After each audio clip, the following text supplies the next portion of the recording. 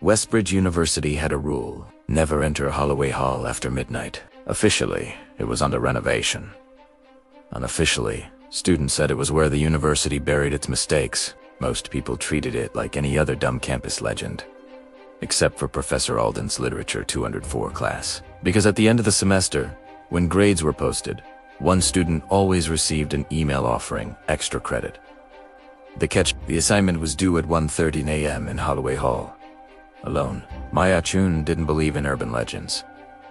She believed in scholarships, and when she saw her final grade of 79.4%, her stomach dropped. She knitted an 82 keep her academic funding. At 11:58 p.m., her phone buzzed. Subject: extra credit opportunity. Her heart pounded as she opened it. One question. One answer. Meet at Holloway Hall, room 313, at 1:13 a.m. Come alone. Don not be latte. There was no sender name, just the university's official email domain. Holloway Hall sat at the far edge of campus, separated from the dorms by a stretch of trees and old brick pathways. The building was dark when she arrived. No lights. No signs of renovation. The main doors creaked open when she pushed them. Unlocked. The air inside smelled like dust and something older. Something damp. Her phone read 1:11 a.m. She climbed the stairs. Each step echoed too loudly. Room 313 was at the end of the hallway. The door stood slightly ajar. Inside, a single desk sat in the center of the room under a hanging light bulb. On the desk was a sheet of paper and a pen.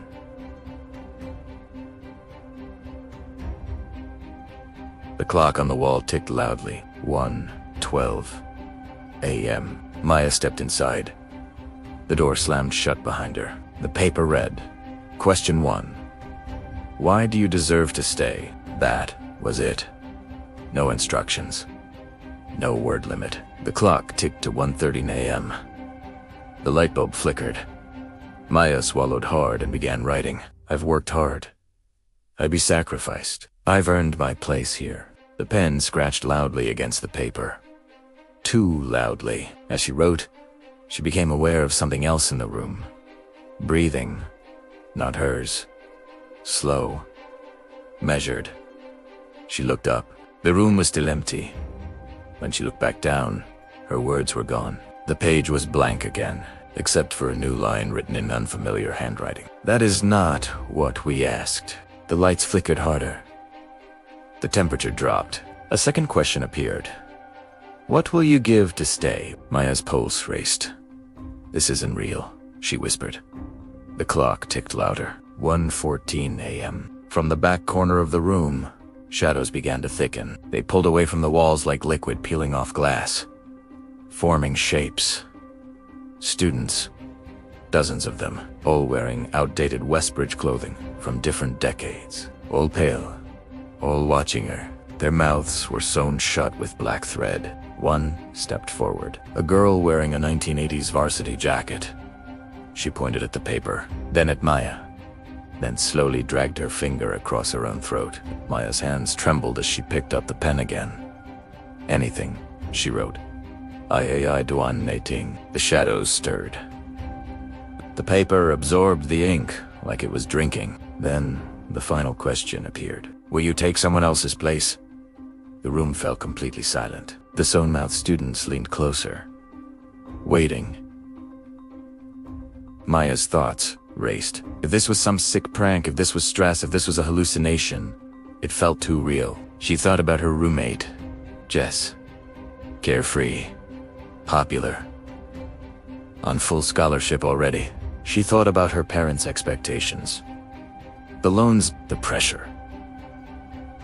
The clock ticked. 1:15 a.m. Her hand moved before her mind could stop it. She wrote a name. Jess Harper. The moment the ink dried, the lights exploded. The room went black. The shadows lunged. Maya woke up in her dorm bed, gasping. Morning sunlight streamed through the window. Airphone buzzed. Final grade posted.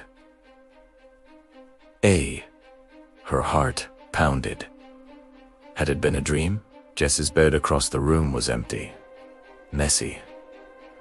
like she'd left in a hurry. Maya frowned and checked her phone. No texts from Jess. No social media updates. Strange. She headed to class. When she arrived, something felt off. No one mentioned Jess. No one seemed to notice her absence. In fact, no one seemed to recognize her name when she asked. Jess Harper. Her professor repeated, "There's never been a student here by that name."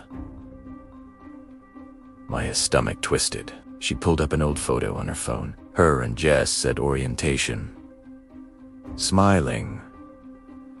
But in the photos, Maya was standing alone, arm wrapped around empty air. That night, her phone buzzed at 11:58 p.m. Her blood ran cold. Subject: extra credit confirmation. Thank you for your submission. Exchange completed. Your place is secured. For now. Attached was a photo. Room 313. Dozens of students standing in the shadows, mouths sewn shut, and in the center, Jess. Her eyes wide, her mouth stitched closed, holding a sheet of paper that read, "Why do you deserve to stay?" The timestamp on the photo read, 1:13 a.m. tonight. Maya dropped her phone. A soft knock came from her closet. 3 taps. Slow, deliberate. She stepped closer, heart hammering. "Jess," she whispered. Silence. Then, from inside the closet, dozens of muffled voices spoke in unison. "There's always room for one more." The next semester, a new student barely passed Literature 204. At 11:58 p.m., their phone buzzed. Subject line: extra credit opportunity. And in Holloway Hall, room 313. The seats were never empty.